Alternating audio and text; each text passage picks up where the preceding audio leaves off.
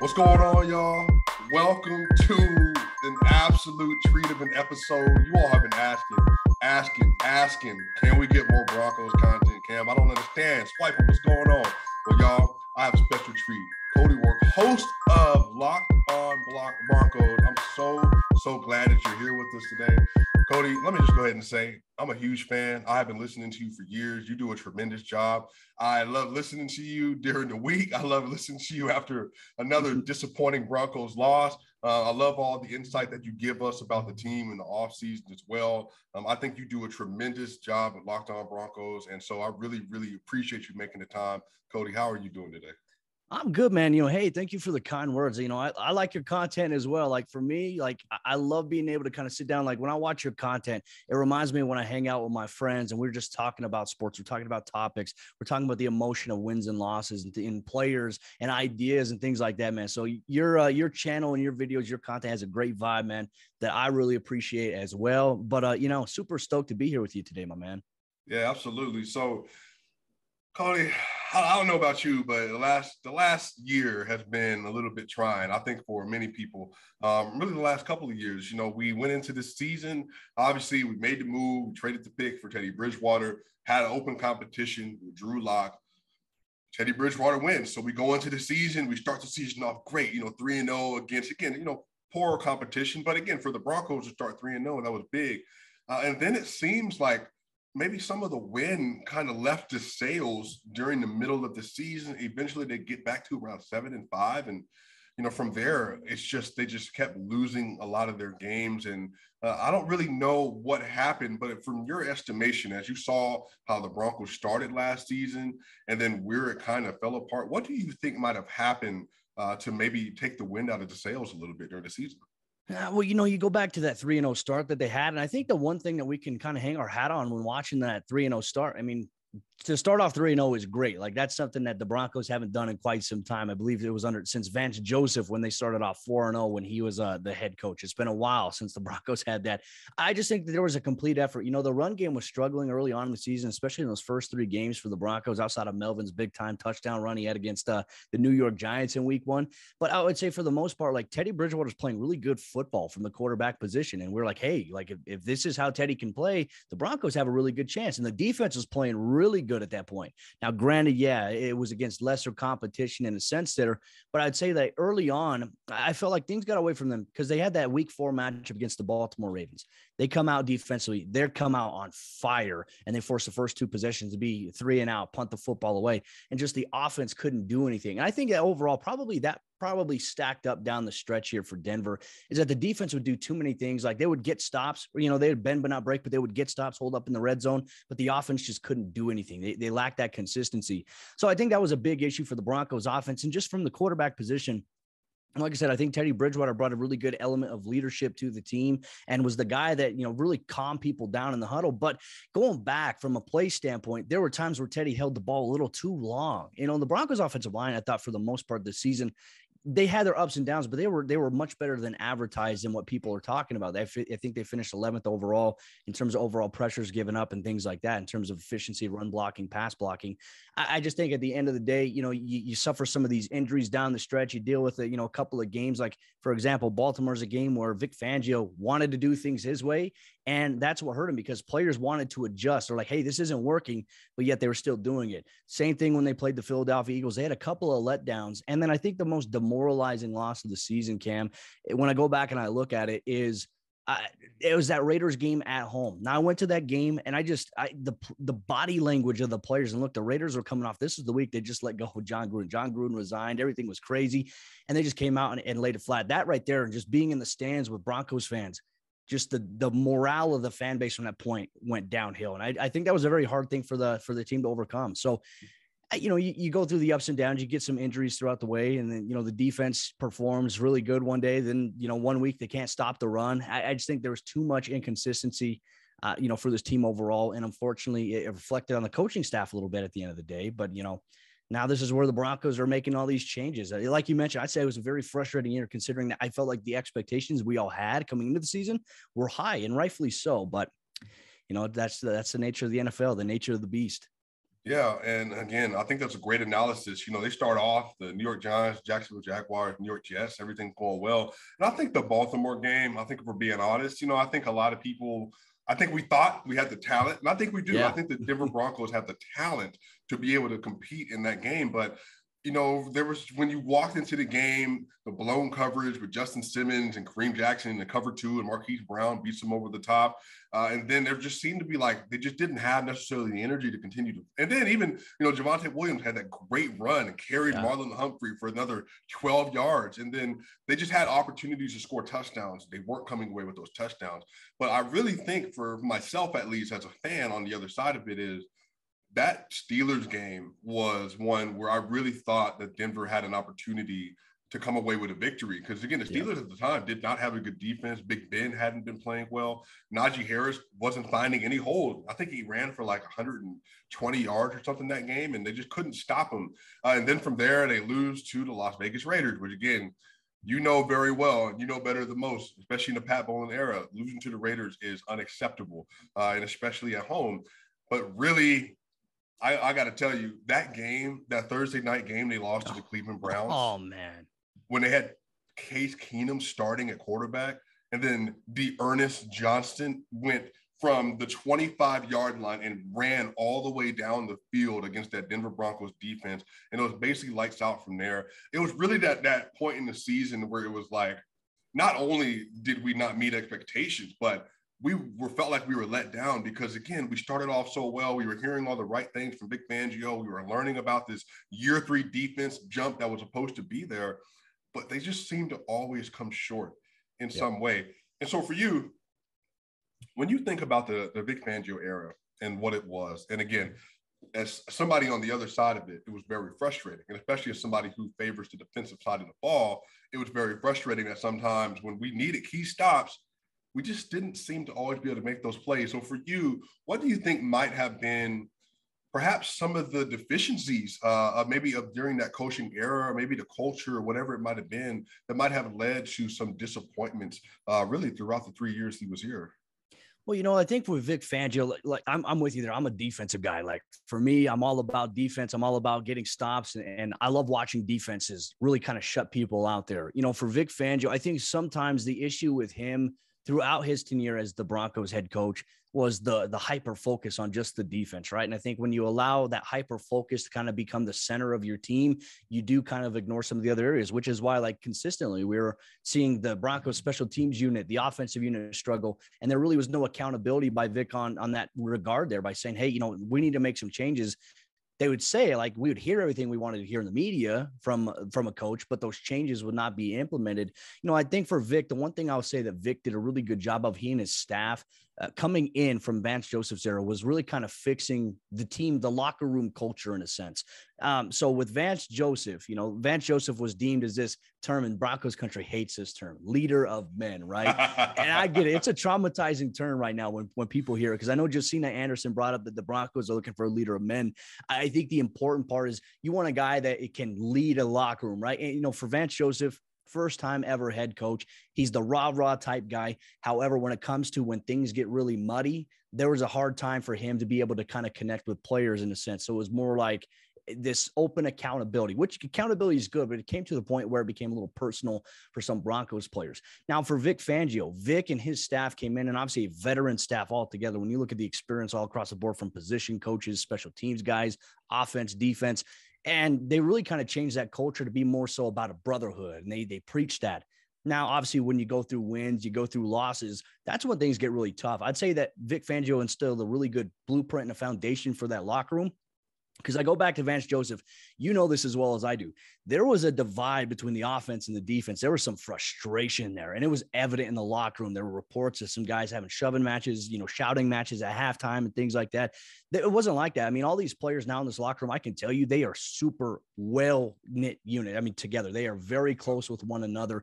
They go and do things together. I mean, after the season ended, the DBs, they went to Aspen and Vail, and they went skiing together, snowboarding and all that stuff. The defensive linemen, they went to Miami to watch a Heat game. They all do things together, which is great. And the offensive unit is great. Obviously, Teddy and the guys who would take the offensive linemen out to dinner on Thursdays. they did a lot of things outside of just the locker room together. So I think that's a good thing for the Broncos and the foundation that they currently have that Vic kind of helped build there. However, the frustration for Vic is there were times, and we saw this in the media as well, Vic would kind of deflect accountability and kind of put it on players.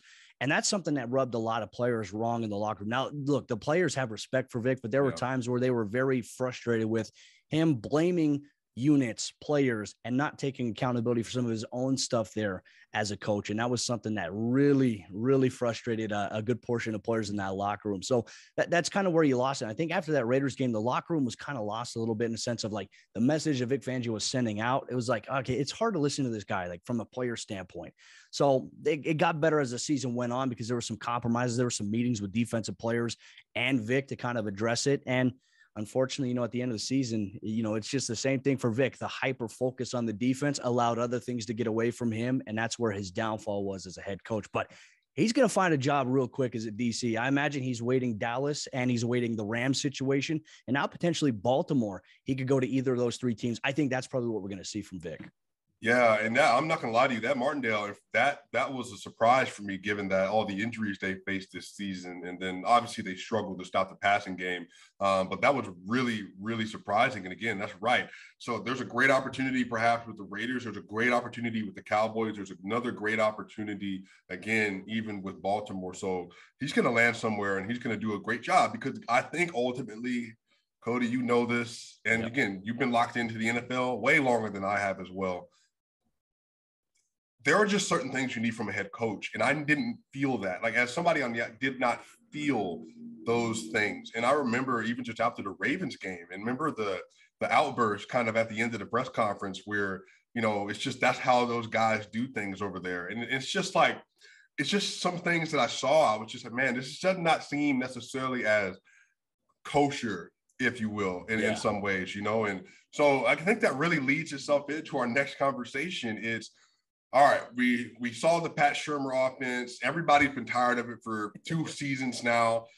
Even the Rick Scangarello offense, people were kind of just like, they haven't been good at that position since the 2014 season. And I don't know about you, but in 2014, I was still getting my master's degree. I was in school. I was working through stuff. I'm a grown man now, and we still haven't had a good offense since that season. So my whole thing is, what do you think may need to be, in your personal opinion, if you had to pick kind of a direction you're looking for the next coach in terms of continuing to build that great culture that Vic Fangio was building, what would you like to see done? And what are the kind of qualities you would like to see coming from the next coach and staff? I think this is a great question because right now on Twitter, if you can see, like every morning I pull up my Twitter timeline and it's a debate about this head coaching candidate versus this one, offensive minded versus defensive minded. The reality here, I feel like the Broncos, look, here's the deal. Every coach that coaches in the NFL, they have experience on both sides of the ball. Now, some may specialize as a DC, a DB coach, linebacker, what have you there. I think the reality, the next Broncos head coach, they need to be somebody that is not calling plays, right? Even if let's say Dan Quinn is the guy or Nathaniel Hackett, those guys shouldn't come in to be play callers. Those guys should be coming in as the overseer of the day-to-day, and they need to bring in people to coordinate offense and defense. I think that's really what the Broncos need. I get that the offense, trust me, the offense has been very hard to watch. You probably know this as well as I do. Going back to play, there's times I've played on a defense where our offense struggled. And we just had these moments in the huddle where like, hey, you guys, if we want to win this game, we're going to find a way to take the ball away and score ourselves, like setting that challenge to ourselves. That's literally what I've tweeted it out probably several games this year for the longest time. Like, hey, this is the type of game where the Broncos defense might have to score or for them to win. I think that the next head coach needs to be somebody that can really just oversee the in-game process. So for example, I don't think many people realize a really good head coach, the best head coaches that you see, they walk the sideline. When the offense is on the field, they're next to the offensive coordinator. If he's on the sideline or in the box, he's on the headset and he's saying, hey, this is what they're doing to us. Maybe not do this. They're hurting us here. Let's say that they're compressing the box, an 8-man box. We need to find a way to get some space to the outside, or we need to throw a quick pass here because it's man coverage. Just things like that, being able to give that input, but not necessarily dictate or have control or play calling it. And I think on the defensive side of the ball as well, everyone's so fixated about the Broncos getting, they're like, oh, we don't want to retread. But the last 2 head coaches for the Denver Broncos have been first time ever head coaches. So that's where I think think this whole argument, look, the fan base, I get it. The losing product is frustrating. And as you mentioned, the last time we saw a really good Broncos offense was 2014 with Peyton Manning, Julius Thomas and his kind of final hoorah with the Denver Broncos. And that's when we really saw CJ Anderson really explode. The offensive product, this is like the biggest pressure point. If you're a quarterback that gets drafted by the team and you come to Denver, the pressure is 100 times more than normal. The offense, if you're a coordinator, the pressure is 100 times more normal because that's the one area of the team that has struggled so much in the last 6 years, and it needs to get better. And I think that the next head coach needs to be a guy that's going to bring the right OC in, the right DC in, and let those guys develop and build their systems and oversee that. A good head coach will be somebody who has this leadership mentality to him, right? And we know that's the term that George Payton's looking for, leadership, but also more importantly, I'd say adaptable, ability to delegate. Vic Fangio didn't really like delegating too much here because he wanted to be in control of everything with the defense there. And Ed Donatel was very capable, in my opinion, of being able to call plays. So that's what I think the next Broncos head coach needs, not necessarily a preference on the offense, defensive side of the ball, but bringing the right guys in as a head coach to be able to coordinate those positions. I think that's what the Broncos really need. Well, and I think this speaks to the next section that we can talk about. George Payton, and I think he's done, if all things considered, done a very, very good job putting people in place on this team and getting key positions filled. The draft, he's absolutely nailed last year, even finding some of these late round guys. And even in the later rounds, in the mid round, finding Caden Stearns to come in and give you great minutes, and, finding these linebackers that seemingly even cast off some of these, Ohio State and all that, they come in and they're producing plays. We've done a great job with that. When George Payton said that, I know we always want to blame things on the coaching, but we have a culture problem, that raised some alarms. And again, I think we're all aware of that, but it still raised some alarms for me, given that the Denver Broncos are one of the only franchises in NFL history with 8 or more Super Bowl appearances. Like, we've won 3 Super Bowls, since 1997. We went to 2 during the 2010s. Like, this is one of the preeminent organizations in the NFL. Yep. And then to hear the brand new GM after a year of his assessment say, no, we have a culture problem we need to identify. And he's right. I mean, you think about since 2014, we're on our 5th head coach since that point. But I think one of the things that Broncos fans are frustrated with, and I think even myself as somebody who played the game, when you have years long of the same issue, like, again, if the offense has been broken since 2015, because Peyton's injuries and, just kind of taking that last leg of his career, and we're 6 years in and the offense is still bad. And then it just seems that we don't utilize the skill. And we've changed everything. We've changed quarterbacks multiple times, the running backs, wide receivers, offensive line, all that's changed, but yet the product has still been the same. I think he's right that the culture needs to be addressed, because there's just something that the Broncos are doing in the way they're managing the team, the way they're thinking about the team, they're thinking about the process of putting a good product on the field. It just seems like we've been stuck in a vicious cycle for a while, but I do hope that this is the opportunity to turn that around.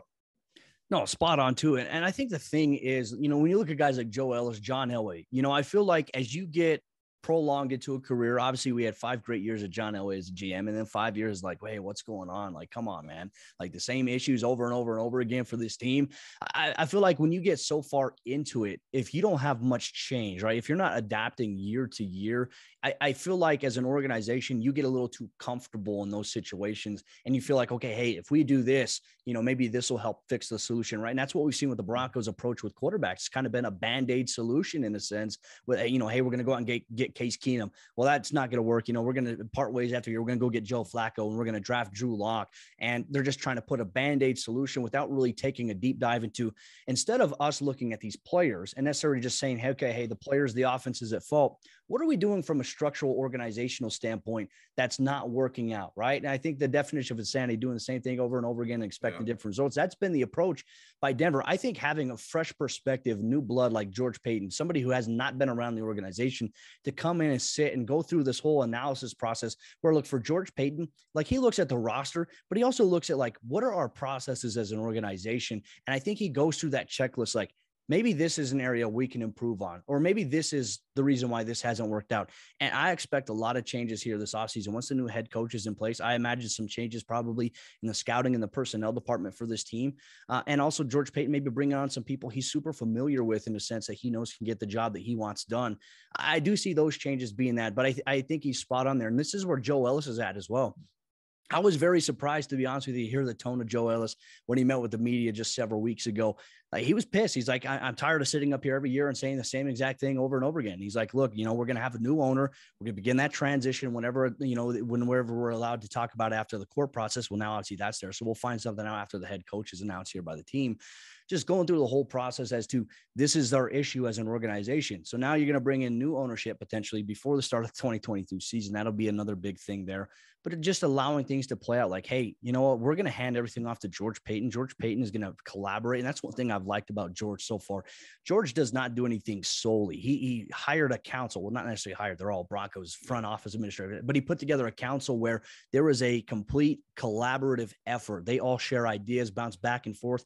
They weigh the pros and cons. And I think that's why the Broncos are going to go through this extensive analysis to determine who their next head coach is going to be. I think that the changes George Paton will implement will help the organization get back to where I think you and I both believe the team should be. It may take a year or two, depending on what they do, obviously at quarterback this offseason. If they can get one of these star quarterbacks, then I think it maybe accelerates that a little bit. Yeah. But it's going to be long game here for George Paton. And I think that's good. I think that's what the Broncos need rather than looking at it like, hey, John Elway never wanted to embrace the word rebuild. Denver rebuilt several years ago by adding a lot of these young pieces, but now they're in a place I think that it could take a year or two, I think, for them to get really back to where we believe they can be. Yeah. And I think that's a great point. And I think you're also speaking to something in the Band-Aid metaphor.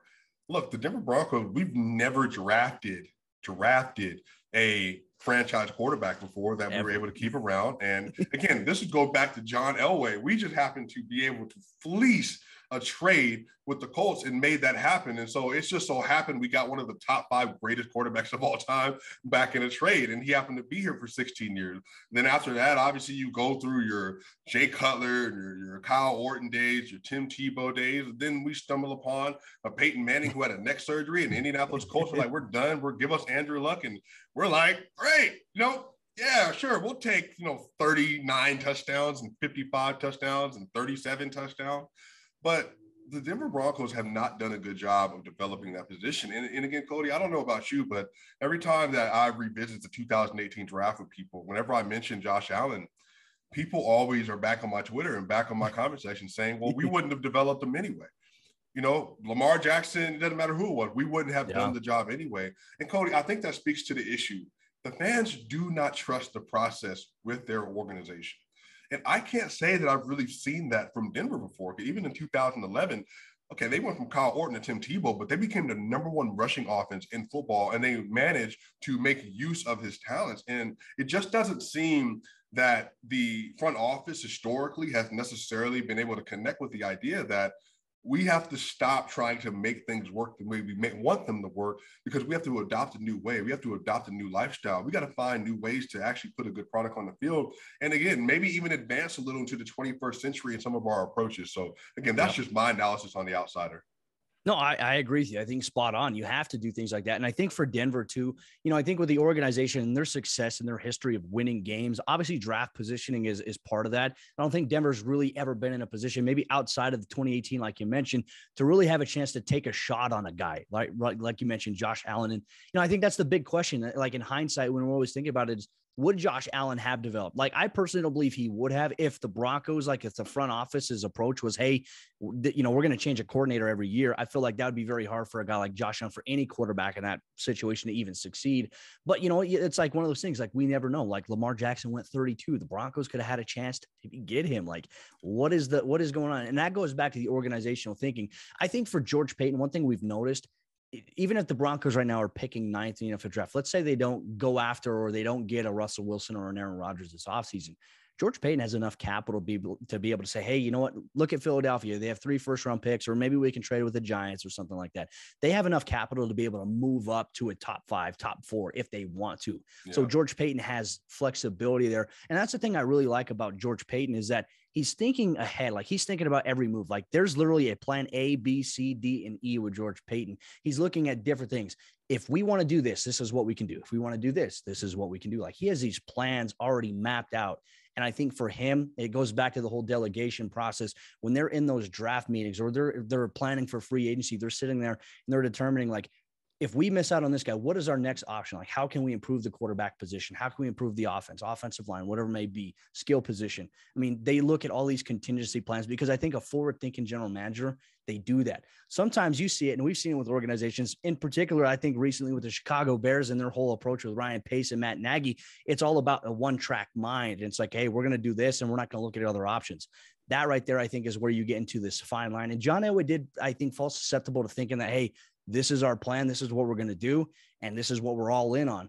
I understand that you want to be all in on something, but you need to be able to be prepared to change at any given moment because you're not just dictating moves based off of what you want to do. You're dictating off of what 31 other teams are doing as well, maybe in front of you or behind you. Yeah. That's so hard. So I do applaud George Paton on that. Yeah, absolutely. Well, I think this turns us into our next segment as well. And again, Cody Roark, LockedOn Broncos, do a great job. Again, thank you so much for being with us today. So here we are, we're in the middle of the most vast coaching search in recent Broncos memory. We have 10 candidates, 10 of them that the Broncos have interviewed. They just completed Friday with Eric Bieniemy, the OC for the Kansas City Chiefs. So let me read through them, but I'm sure that everybody remembers some of the names, but they probably don't remember all of them. We have Aaron Glenn from Detroit. He's a DC. We got Luke Getsy, Packers QB coach and pass coordinator. We got Nathaniel Hackett, the Packers OC, Kellen Moore, Cowboys OC, Dan Quinn, Cowboys DC, Gerard Mayo, pass inside linebacker coach, Jonathan Gannon, the Eagles defensive coordinator, Brian Callahan, the Bengals offensive coordinator, Kevin O'Connell, the Rams offensive coordinator, and then Eric Bieniemy, the Kansas City offensive coordinator. And that, when you weigh it all, is pretty heavy offense in terms of what the focus is. And again, I know some of that, he said he wants leadership, but again, it seems that he is also identifying perhaps something that he's looking for. So for you, let's get Cody's personal opinion first, and then let's also get what you think George Paton might be looking at. If you had your assessment of what you see from these 10 candidates, who would you like to see as the next coach for the Denver Broncos? And then what do you think George Paton actually does? Man, that's a tough question. But, I think the point you made about the Broncos, look, 10 candidates, there was only a couple of Zoom interviews, obviously, because some of those teams are still in the playoffs. But Denver, George Paton has been boots on the ground. Like they're traveling to go interview these candidates, which has been great. I think you can get a lot more out of an in-person interview than Zoom. It's more personable. And you get to see, like, you can sit on a camera and interview somebody, but like for them, you don't necessarily get to see mannerisms at first. Like when you first walk into a room, like for example, if I'm a head coaching candidate and I know that, hey, I've got a dinner meeting for this head coaching job with this organization, I'm walking through this door and there is every person from that council that I'm going to be interviewing with there. What is the reaction? How is the reaction when that candidate walks into the room? Those are things I'm always looking at. Like when I interview people, you don't get to see that necessarily like in a Zoom format or, an online radio interview, something like that. That's one thing I think that is key there. So I'm glad that George Paton values going in person here. I think that going back to these candidates too, it really depends on leadership, right? And I think that there's this appeal and there's this thought process by Broncos fans about certain candidates. Like, so for Dan Quinn, everyone views him just as a defensive minded guy. Dan Quinn, look, while he did coordinate the Dallas Cowboys defense, he helped turn that defense around. Now, granted, they gave up some yards. They're super aggressive, but they utilize different playmakers. Like for him, what he was able to do with Micah Parsons this season, I think deserves a lot of credit. I don't know if Micah Parsons has a season that he does if he goes to another system, because when they realize that, hey, we're down our pass rushers, we're going to put our best athlete at an edge rusher position. Oh, and by the way, he's going to have so many sacks this season from both a linebacker and from an edge rusher standpoint. I think looking at it that way, the appeal maybe for the Denver Broncos here, for Dan Quinn, when Mike McCarthy tested positive for COVID, who they made as the interim head coach, the acting head coach? It was Dan Quinn. It wasn't Kellen Moore. Yeah. So, I'd say that there's the appeal for Dan Quinn just because he's been a head coach before. And I think one thing you can always learn if you're a great coach, you learn from that process there. Now for him, look, he was able to lead the team to a Super Bowl and everyone's like, oh, it's just mainly Kyle Shanahan. Dan Quinn was a great leader. His players loved him. The issue was he didn't have a major say in a lot of the personnel choices that the organization made. Thomas Dimitroff made a lot of those decisions without him and said, hey, this is the guy we're going to get. You're going to find a way to utilize him. And granted, as a coach, you're supposed to find ways to utilize guys, but sometimes you don't have great fits. And that's simply just the process of playing the game. Now, for Dan Quinn, you get fired. You lose out on that, obviously. You know, everyone's like, okay, well, he's been fired before. Okay, absolutely. Well, what do you learn from that experience? What do you feel like when you go back as a head coach after you got fired? What do you think when you go back? What could I have done better? Where could I grow and improve as a coach in general, as a human being? And then so for him, being a coordinator, you know, you really just focus on a unit there. You're focused on that day to day, but you still need to have those traits that, you know, that will make you appealing for a head coach. I think that's where Dan Quinn comes in, and obviously people view him as a favorite. I'm going to go with Nathaniel Hackett. My co-host on my show said that Nathaniel Hackett is like a real life Ted Lasso for those that watch Ted Lasso, like the way that he's enthusiastic, he connects with guys. He just got this energy to him. You like that, right? Because I think as a player, and I don't know about you, like for me, like you mentioned, you've played for Dave Logan, like stuff like that. Dave Logan is not the type of coach that's just going to be this hard-nosed guy. Like he is very collaborative in a sense. Like I feel like Dave is a transformational coach, which I think is fantastic. You need that.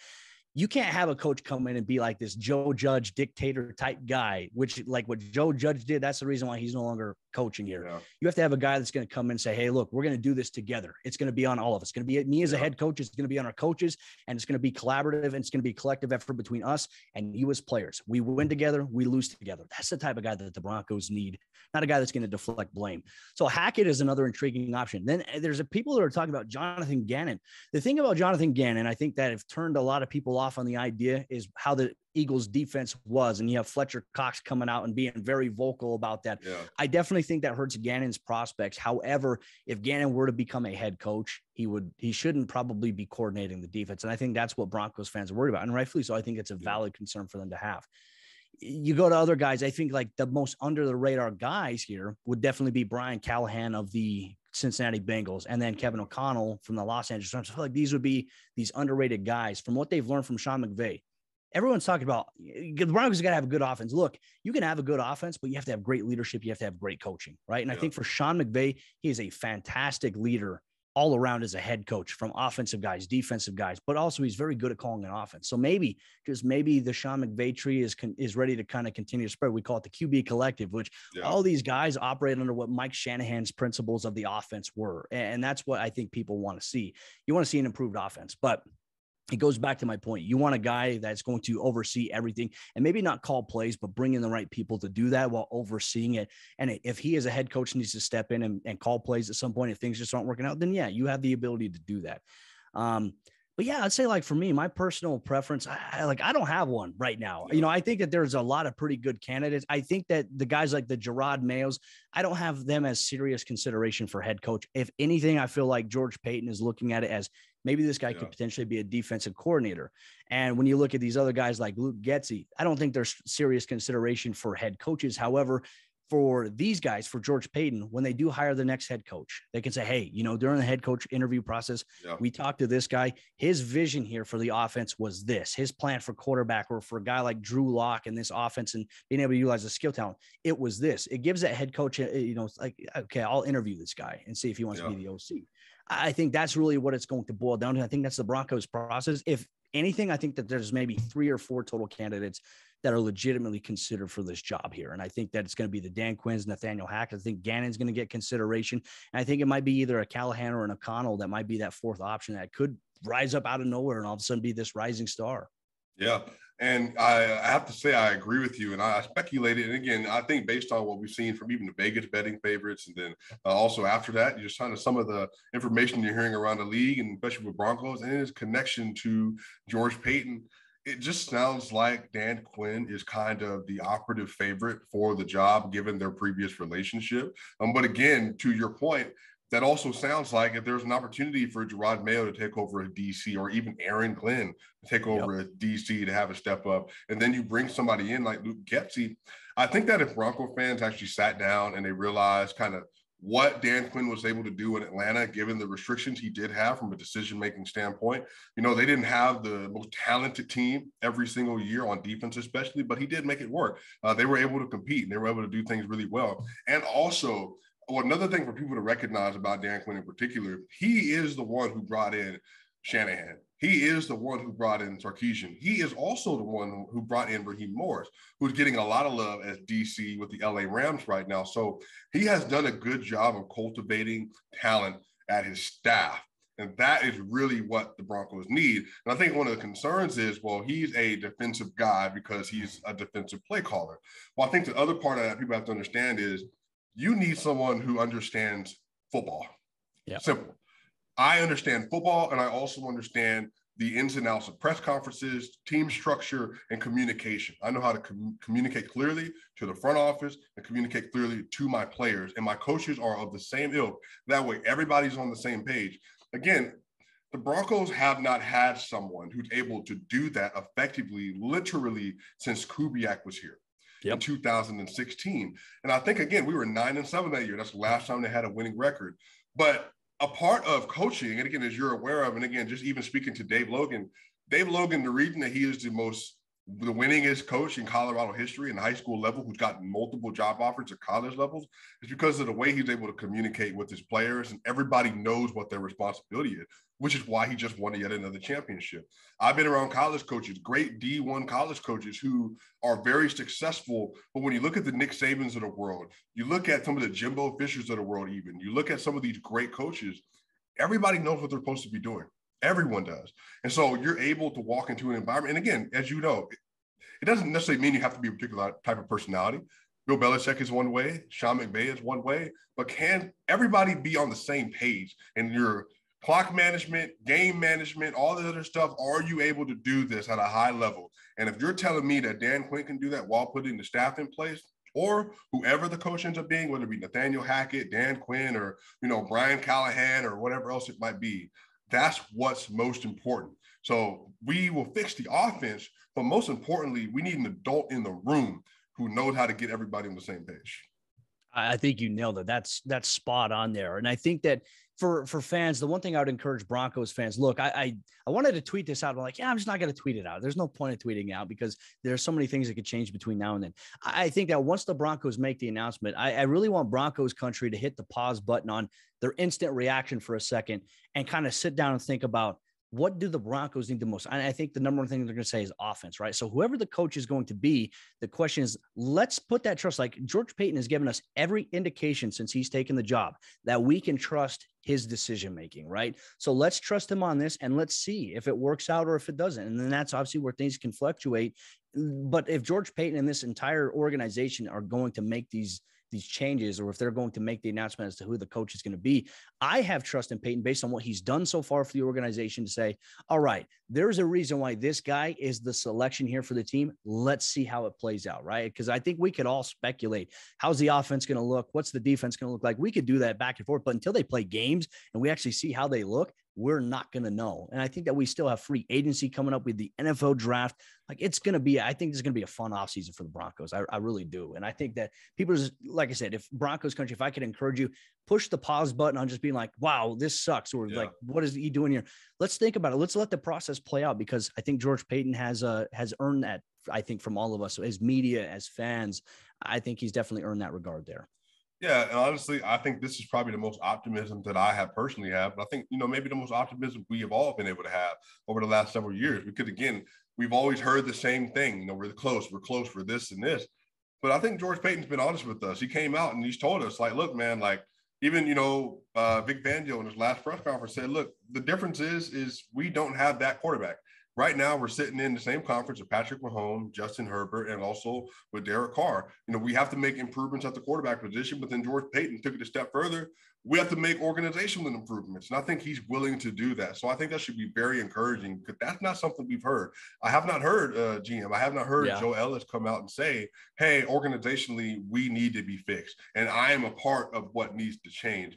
But to have your GM come out and say that with as much support as he does have, and again, maybe a benefit to not having an owner right now is that he has complete control of what's going to happen over the next couple of months for the Denver Broncos. And I'm very excited to see what he does. So I'm excited. I think that's just be a great opportunity. I think whoever we do decide to get as coach, you hope that that's the best person for the job and they have what they need to get it done.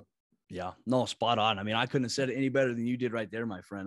Like I said, it's going to be a fun offseason. Like I've been tweeting out too. I've been telling people like, hey, if you're going to watch season 4 of Ozark, buckle up. That's how I'm feeling about the Broncos offseason. Buckle up. It's going to be fun. Yeah, absolutely. Well, Cody, thank you so much for making time for this today. This has been absolutely amazing. Can you let the people know where to find you, please? Yeah, well, first off, my man, I just want to say thank you so much for extending the invitation to come out here and to talk with you, to talk with Broncos country. That's what I love doing. Like as a media member, one thing I've learned coming into the industry, there are people who are, not willing to give you any advice, not willing to be open with you. There's people that, might be afraid of like competition. Here's my deal. As a media member, I don't want to be any of those things. I want to be somebody that literally responds to every fan possible, right? And as long as you always keep it respectful in the interaction, the engagement, I'm willing to sit down and talk with anybody and everybody, even if we have different opinions about the team, about a decision, about a player, like things like that. So that's one thing I really want to pride, myself on as a media member with fans that I don't feel like a lot of people actually do. So I'm trying to change the game a little bit there, but you can catch the LockedOn Broncos podcast. We have a YouTube channel. We converted to the video format. So we do a daily Denver Broncos video podcast all year long. Even when the season is over, we have you covered. Also, if you on your favorite podcast providers, LockedOn Broncos, we have you covered there. I just love the interaction with Broncos country. I feel like building community is probably the most important thing.